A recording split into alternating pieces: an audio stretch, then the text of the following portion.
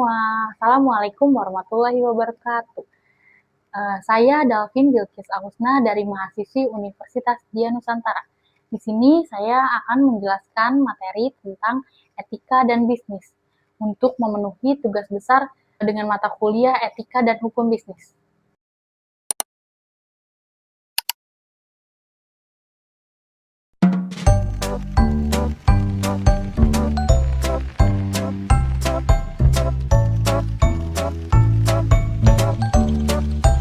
Sebelumnya, apa sih yang kalian ketahui tentang bisnis?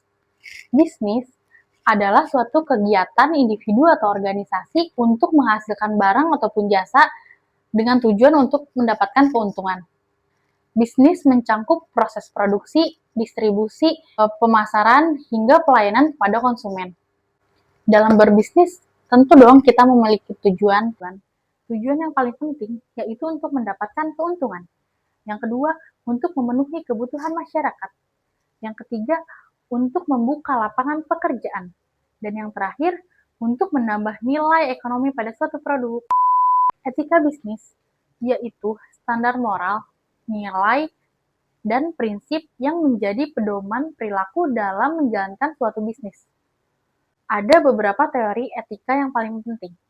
Yang pertama, utilitarisme, yaitu tindakan baik jika menghasilkan manfaat terbesar bagi semua. Yang kedua, deontologi, yaitu moralitas tidak bergantung pada akibat melainkan kewajiban. Yang ketiga, teori hak. Hak menilai tindakan penghormatan terhadap hak manusia. Dan yang terakhir yaitu teori keutamaan, nilai moralitas berdasarkan karakter dan sikap perilaku. Selanjutnya yaitu tujuan etika bisnis, untuk menciptakan hubungan yang baik dengan pelanggan, membangun reputasi perusahaan, menghindari konflik dan pelanggaran hukum, serta meningkatkan kepercayaan publik. Ada beberapa contoh penerapan etika bisnis. Yang pertama itu penerapan dalam memproduksi suatu barang tidak boleh memakai bahan yang berbahaya. Misalnya, seperti kita memproduksi kosmetik, kita tidak boleh menggunakan merkuri. Yang kedua, dalam pemasaran, kita tidak boleh membuat iklan bohongan. Maksudnya, seperti kita mengiklankan produk yang bisa menyembuhkan suatu penyakit, tapi kenyataannya itu bohong. Yang ketiga, harus memberi upah secara layak. Maksudnya itu, upah sesuai dengan jenis pekerjaan, tanggung jawab, hingga jam kerja. Yang terakhir, yaitu dalam pelayanan kita harus menanggapi komplainan secara baik dan sopan. Selanjutnya, bentuk pelanggaran etika bisnis. Yang pertama, yaitu korupsi. Korupsi adalah musuh kita bersama. Ibarat virus, korupsi juga tersebar di mana-mana. Wabah di seluruh penjuru menggerogoti negeri. Korupsi terjadi karena cinta materi.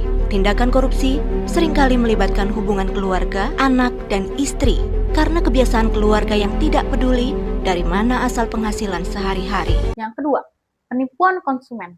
Yang ketiga, manipulasi laporan keuangan.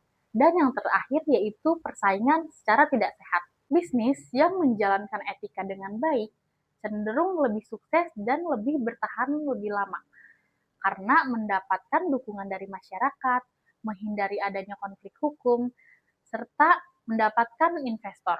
Jadi, kesimpulan yang dapat diambil, etika bisnis merupakan bagian terpenting dalam bisnis modern. Tanpa etika, bisnis dapat merugikan konsumen, karyawan, masyarakat, hingga akhirnya merusak perusahaan itu sendiri.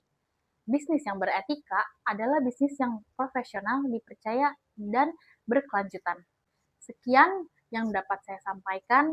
Semoga apapun yang saya sampaikan saat ini dapat bermanfaat untuk teman-teman semua.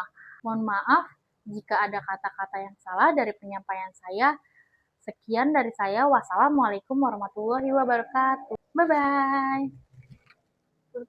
Nah.